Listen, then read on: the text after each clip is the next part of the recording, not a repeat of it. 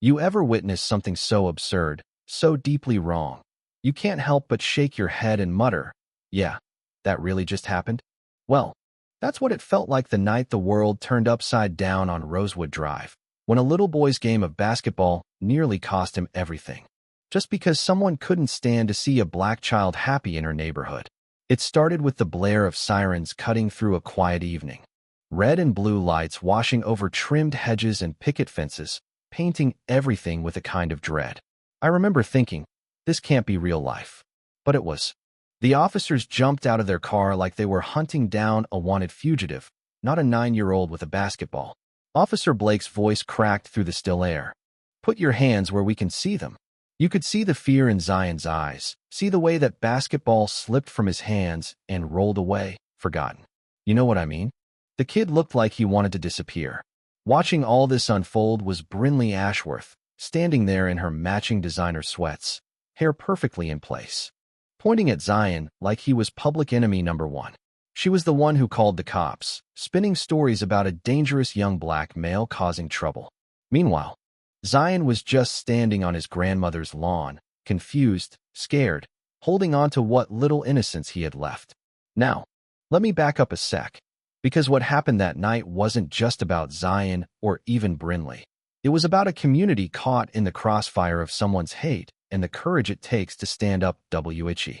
For doors down from Brinley, Zion was the kind of kid any parent would be proud of. Yes, ma'am. No, sir. Always helping the neighbors, respectful to a fault, and crazy about basketball. His dad? Well, Zion just told people he did government work, never knowing that would matter in ways none of them could imagine.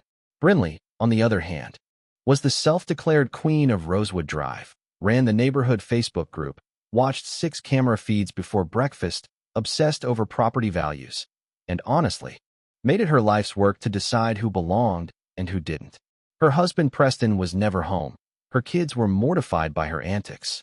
And yet every day she found new ways to protect her perfect little world.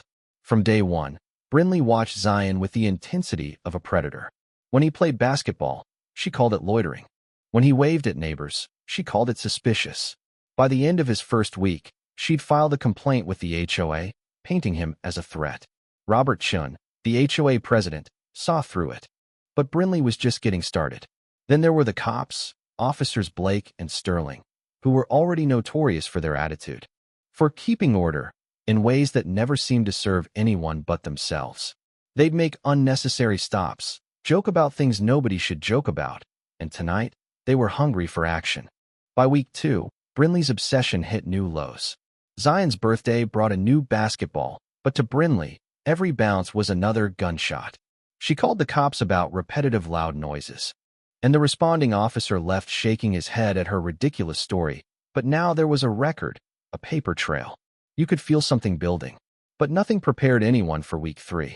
Brinley took to social media, posting warnings about gang activity and suspected drug dealing, giving just enough detail so her followers knew exactly who she meant. The whole thing was a slow-motion character assassination, her lies growing bolder, her narrative gaining traction. And then, that Tuesday evening, Zion, just being a kid, chased his basketball toward the street, only to find Brinley marching at him like a storm, face twisted in rage. "What are you doing?" she screamed. "I've been watching you. I know exactly what you're up to." Zion, all 9 years old and scared out of his mind, just stammered, "I'm playing basketball, ma'am. I live here." But Brinley didn't want explanations, she wanted escalation. She demanded ID from a child. She accused him of casing houses, of plotting to steal. When he told her, trembling, that he didn't have an ID, because, again, he was 9, she doubled down, following him to his grandmother's porch, shouting, "You don't belong here." It got worse, so much worse. Brinley started inventing crimes, claiming her garden gnomes were stolen, that her packages were tampered with, that she'd seen Zion looking in car windows. Each accusation more ridiculous than the last. And then, with the precision of a villain in a bad TV drama, she called 911. "There's a black male, late teens, robbing houses, threatening me. Possibly armed." Every word a lie designed to paint Zion as a threat. Meanwhile, inside the house, Zion was doing what his parents taught him. He called his mom at the hospital, Then his dad. Voice trembling. Dad, she's calling the police on me. She's saying I stole things. His father's answer was steady. Stay calm. Hands visible. I'm on my way. Little did anyone know. That one phone call was about to flip the script on everyone. The officers arrived ready for a war, not realizing they were about to make the biggest mistake of their careers. They screamed at Zion, forced him to the ground, handcuffed him. Brinley performed for the officers, sobbing about thefts that never happened. Nana Cordelia, Zion's grandmother, rushed outside to explain. Zion's composure was proof of guilt, not innocence. This kid's too calm, they muttered, trying to set up an alibi. They arrested him, 9 years old, handcuffed on his own porch, charged with resisting arrest, theft, and trespassing. Zion pleaded, "Please, my father is coming. He can explain everything." Blake sneered, "Your daddy isn't going to save you from this one." But the officers' confidence turned to panic as they recognized their boss. Chief Mitchell demanded a report.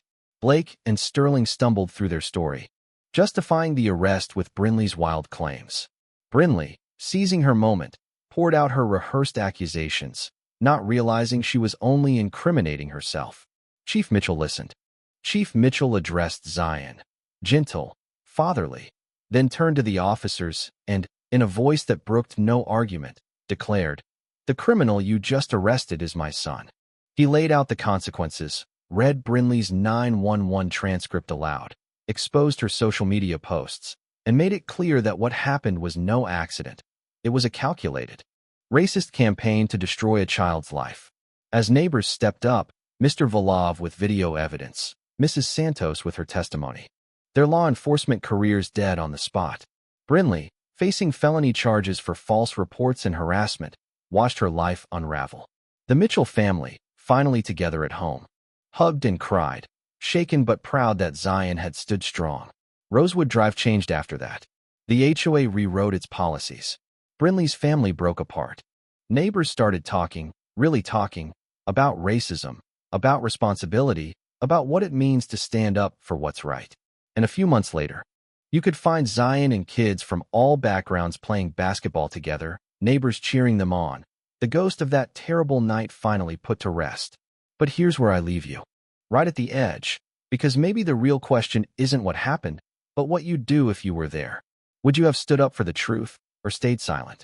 Would you forgive, or fight for justice? Drop your thoughts below, because stories like this aren't just stories. They're warnings. They're wake-up calls.